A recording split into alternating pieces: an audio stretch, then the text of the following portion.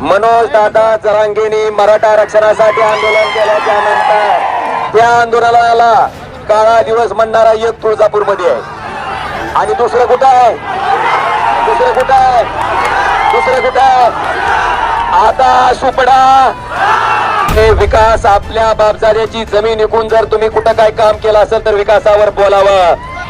कमळाबाईनं किती बी कुटुंब केलं तरी तिचा नाद आता पुरा केल्याशिवाय बसायचा. बांधवानो, उद्धव साहेबाला मुख्यमंत्री पदावरून खाली खेचायचं काम झालं. या सगळ्याचा बदला घ्यायची वेळ उद्याच्या 20 तारखेला तुमच्याकडे येणार आहे. सांगतो या गद्दारीचा हिशोब, ही गद्दारी काढायचं काम 20 तारखेला आपल्याला सगळ्याच्या आशीर्वादानं त्या ठिकाणी करायचंय. पुढचं जरा वाजवायचं जरा बंद कर म्हणावं, त्याला कडे ऐकवा जावी घेऊन कड कड कड. बांधवानो, महाविकास आघाडीचे अधिकृत उमेदवार आणि शिवसेना उद्धव बाळासाहेब ठाकरे पक्षाचे अधिकृत उमेदवार, या तालुक्याचे माजी आमदार आणि शिवसेनेचे जिल्हा प्रमुख सन्माननीय दिनकररावजी माने साहेबांचा नामनिर्देशन पत्र दाखल करण्याच्या निमित्तानं या ठिकाणी उपस्थित असलेले या रथावरचे सर्व महाविकास आघाडीचे नेते मंडळी आणि 6 महिन्यापूर्वी झालेल्या लोकसभेला ज्या बहादर मतदारांनी इतकी मोठी पैशाची ताकद असताना, देशाचे पंतप्रधान त्यांच्या बाजूला असताना, एक मुख्यमंत्री 2 उपमुख्यमंत्री त्यांच्या बाजूला असताना, या मतदारसंघातले 6 पैकी 5 आमदार त्यांच्या बाजूला असताना तब्बल 37 हजार मताचं मताधिक्याचं काम या 72 जनतेने केलंय. मला वाटतंय आजची गर्दी बघितल्याच्या नंतर आता काय दुसरं वेगळं सांगायची आवश्यकता. 2.5 वर्षापूर्वी त्या ठिकाणी जे महाराष्ट्रात घाणेरडं राजकारण केलं गेलं, त्या ठिकाणी 50 खोके देऊन आमदार फोडले गेले. बांधवानो, उद्धव साहेबाला मुख्यमंत्री पदावरून खाली खेचायचं काम झालं. या सगळ्याचा बदला घ्यायची वेळ उद्याच्या 20 तारखेला तुमच्याकडे येणार आहे. आता मला आपल्याला विचारायचंय, 20 तारखेला यांचा हिशेब करणार का नाही? यांचा हिशेब करणार का नाही? बांधवांनो, आपली निशाणी काय? निशाणी काय? निशाणी काय? दुसरं सोयाबीनचं कसं आहे?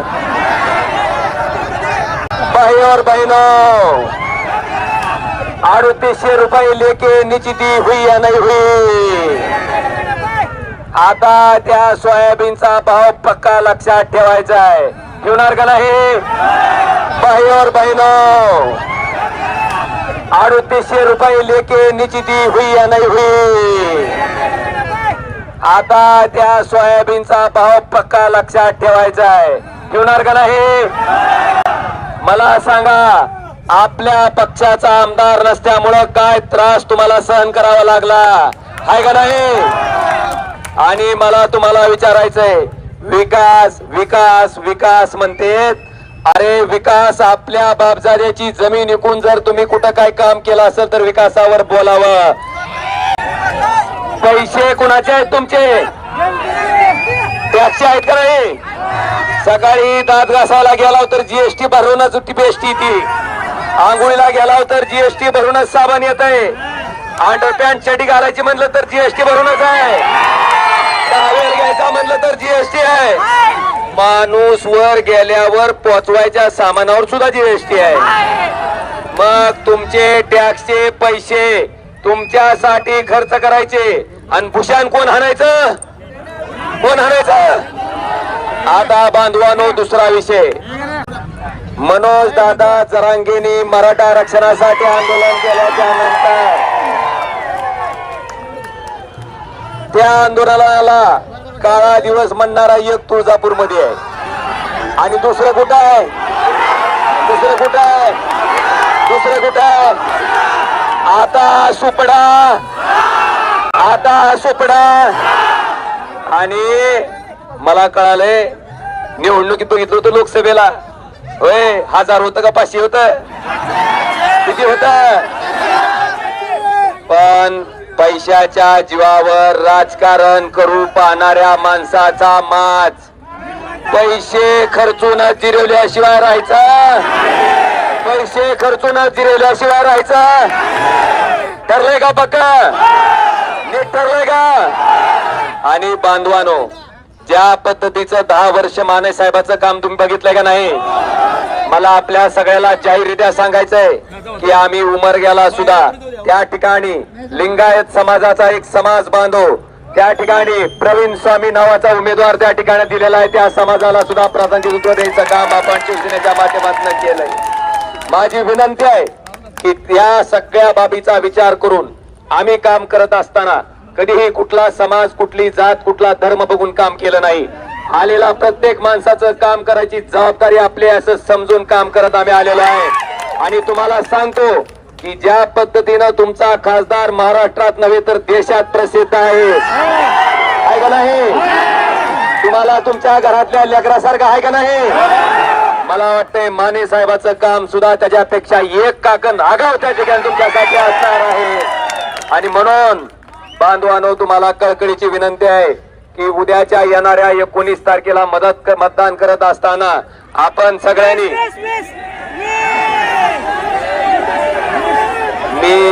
मला माहिती आहे साहेबी, मी तपासायला होतो, म्हणलं खरंच नीट आहे ती का चंद्रावर आहे ती. पण 19 म्हणल्या सगळ्यांनी काय सांगितलं? काय सांगितलं सगळ्यांनी? तुम्ही जागृत आहेत. आणि बांधवानं सांगतो, ह्या गद्दारीचा हिशोब, ही गद्दारी काढायचं काम 20 तारखेला आपल्याला सगळ्याच्या आशीर्वादानं त्या ठिकाणी करायचंय. आज आपल्या सगळ्याला आपलं चिन्ह सगळ्याला माहित झालं का नाही? चिन्ह माहित झालं का नाही? कमळाबाईनं किती बी कुटुंब केलं तरी तिचा नाद आता पुरा केल्याशिवाय बसायचं. आणि अपेक्षा एवढीच आहे, आरार्धम काढा. आता अजून एक सांगायचं राहिलंय. आता लोक एक योजना आणली या सरकारनं. काय झालंय? निवडणुकीत जी रूम न बसले का पाठीवर रूम न, लोकसभेला कोणची योजना आणली? हा, लाडकी बहीण नव, लाडकी खुर्ची योजना. का? अरे तुम्हाला बहीण लाडकी असती तर 2.5 वर्षापूर्वीच तुम्ही आमच्या बहिणीला 1500 रुपये द्यायला चालू केले असते का नाही? केले असते का नाही? उद्धव ठाकरे साहेब मुख्यमंत्री झाल्या शेतकऱ्याची कर्जमुक्ती केली का नाही? केली का नाही? का उद्धव साहेबांनी निवडणुकीची वाट बघितली? हो, नाही बघितली. ही लोकसभेला रूम न बसल्यावर यांना बहीण आठवली. आणि बहिणीला द्यायलेत किती? तेलाच्या डब्याला तर पुरायलेत का? आणि इकडं बहिणीचं नाव घेते दाजीची निकी वाट लावली हिनी. 11,000चं सोयाबीन 3800 नाही खायला दाजी. आणि तुम्हाला सांगतो, महाविकास आघाडीच्या काळात सुद्धा यांच्यासारखं कामापुरता मामांता कापुरता आजी नसणार आहे. आपण लाडकी बहीण ही योजना अजून ताकदीने, यांच्यासारखी बंद पडकी नाही, अजून ताकदीने चालू ही त्या ठिकाणी जनतेला सगळ्याला समजून सांगा. आणि उद्याच्या येणाऱ्या 20 तारखेला आपल्या चिन्ह काय? या मशालीच्या पुढचं बटन दाबून महाराष्ट्रातली गद्दारी काढायचं काम ही 72 जनता केल्याशिवाय राहणार नाही. हा विश्वास तुमच्या सगळ्याच्या माध्यमातून साहेबाला देतो. देणार का? देणार का? अजून काय राहिले? आता काय मी इंग्रजीत बोललो काय? सोयाबीनचा भाव म्हणाले. आता फार काही बोलत नाही. कसं असतंय, खासदाराला प्रपंच 6 विधानसभेचा आहे. आता 4 झाल्यात, अजून 2 बाकी आहेत. उमरग्याला जायचंय मला.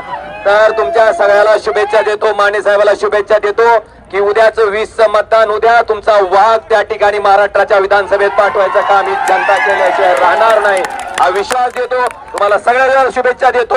आणि माने साहेबांनी लोकसभेला त्या ठिकाणी दिवस रात्र एक करून शुगर असताना सुद्धा कुठेही मागे न बघता, कुठेही खांद्यावरचा भगवा खाली न पडता इमानदारीनं उद्धवजी ठाकरे साहेबांची साथ सोडलेली नाही बांधवानो. त्या निष्ठेचं फळ त्या ठिकाणी तुम्ही मशालीच्या पुढचं बटन दाबून माने साहेबांना, मला अपेक्षा आहे, मला 36-37 हजाराची लीड होती, त्याच्यापेक्षा एक का होणार पण मत आगाव टाकायचं काम तुम्ही सगळेजण या विधानसभेला करावं एवढी नम्र विनंती करतो.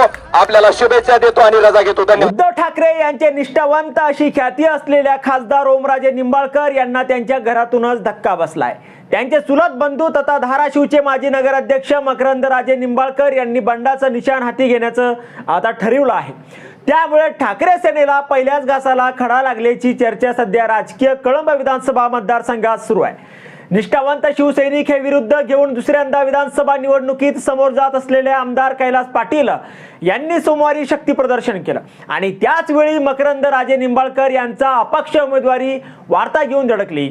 उमेदवारीवरून निर्णय झालेला हा संघर्ष आटोक्यात आणण्यासाठी खासदार राजे निंबाळकर काय उपाय शोधतात याकडे आता ठाकरे सेनेतील हताश पदाधिकारी आणि कार्यकर्त्यांच्या नजरा लागलेल्या आहेत.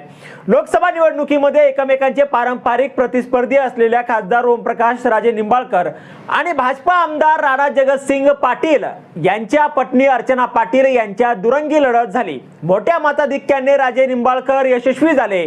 धाराशिव शहरात खासदार ओमराजे निंबाळकर यांना 16,000तून अधिक मतांची आघाडी लाभली.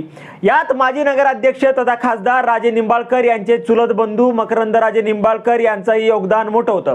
मागील विधानसभा निवडणुकीवेळी मकरंद राजे निंबाळकर विधानसभा निवडणुकीसाठी उमेदवार म्हणून इच्छुक होते. ऐनवेळी तत्कालीन जिल्हा परिषद सदस्य तथा ठाकरे सेनेचे जिल्हा प्रमुख असलेले कैलास पाटील यांच्या गळ्यात ओमराजे नाईक निंबाळकर यांच्या पुढाकारामुळे उमेदवारीची माळ पडली. त्याच वेळी मकरंद राजे निंबाळकर नाराज असल्याची चर्चा सर्वत्र पसरली होती. मात्र माजी नगराध्यक्ष मकरंद राजे निंबाळकर यांनी त्यावेळीच माघार घेतली होती आणि कैलास पाटील पहिल्यांदा विधानसभा सदस्य म्हणून कळंब उस्मानाबाद मतदारसंघातून विजयी झाले होते. गुवाहाटी मार्गे सत्तेचा जो नवा प्रयोग महाराष्ट्रात घडला त्यावेळी गुजरातच्या सीमेवरून परतून आलेल्या कैलास पाटील यांच्या नावाची चर्चा सगळीकडे सुरू झाली होती आणि निष्ठावंत नावाने विशेषण त्यांना येऊन चिकटले. ठाकरे सेनेचे शिलेदार म्हणून कैलास पाटील हेच उमेदवार असतील यावर आता जवळपास शिक्कामोर्तब झाला होता. दरम्यान तुळजापूर विधानसभा मतदारसंघात ठाकरे सेनेला मिळावा यासाठी मोठे प्रयत्न सुरू झाले. तुळजापूर मधून भाजपाचे विद्यमान आमदार राणा जगतसिंग पाटील यांना आव्हान देण्यासाठी पारंपरिक प्रतिस्पर्धी म्हणून मकरंद राजे निंबाळकर यांच्या उमेदवारीची चर्चा सुरू झाली. तुळजापूर विधानसभा मतदारसंघ आघाडीमध्ये काँग्रेसकडेच राहिला. त्यामुळे विधानसभा निवडणूक लढवू इच्छित असलेल्या मकरंद राजे निंबाळकर यांच्या समोर अन्य कोणताही मार्ग उरला नाही. त्यामुळे त्यांनी आता बंडाचं निशाण हातात घेतलं असल्याची चर्चा आहे. त्यांनी उमेदवारी अर्ज विकत घेतला असून ठाकरे सेनेच्या विरोधात अपक्ष उमेदवारी दाखल केल्यास ठाकरे सेनेला घरातीलच हे आव्हान आता पेलण्यासाठी मोठी कसरत करावी लागणार आहे. उस्मानाबाद कळंब विधानसभा मतदारसंघाच्या विकासासाठी आपण ही निवडणूक लढवण्याचं ठरवलं असल्याचं मकरंद राजे निंबाळकर यांनी सांगितलंय. त्यांचा हा निर्णय खासदार राजे आणि आमदार कैलास पाटील यांना मोठा धक्का आहे. कारण राजकारणात जाईंट किलर म्हणून ख्याती असलेले मकरंद राजे निंबाळकर यांचा धाराशिव कळंब या दोन्ही शहरासह ग्रामीण भागातही चांगला जनसंपर्क आहे. मकरंद राजे यांची मनधरणी करण्यासाठी ठाकरे सेनेचे खासदार व आमदार नेमका कोणता पवित्रा घेणार याकडे आता शिवसैनिकांचं लक्ष लागलेलं आहे. शिवसेनेचे सहसंपर्क प्रमुख असलेले मकरंद राजे मंगळवारी आपली उमेदवारी दाखल करणार आहे. त्यामुळे शिवसेना महाविकास आघाडीच्या उमेदवारांची डोकेदुखी वाढणार आहे. मकरंद राजे निंबाळकर महाविकास आघाडीतील नाराज असलेले अनेक पदाधिकारी आणि शिवसैनिकांनी मकरंद राजे यांना साथ देण्याचा निर्णय घेतला आहे. उस्मानाबाद आणि कळंब हा ठाकरे सेनेचा बालेकिल्ला राहिला आहे. त्यामुळे त्याच ठिकाणी ठाकरे त्यांच्या पक्षात बंडखोरी झाल्यास आता उमेदवार कैलास पाटील यांच्या दुसऱ्यांदा विधानसभेत जाण्याचा स्वप्नावर पाणी फिरू शकतं.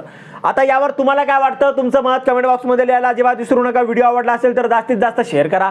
आणि आतापर्यंत मराठी जनता आपण आपल्या या चॅनलला सबस्क्राईब जर केलेलं नसेल तर चॅनलला सबस्क्राईब करा.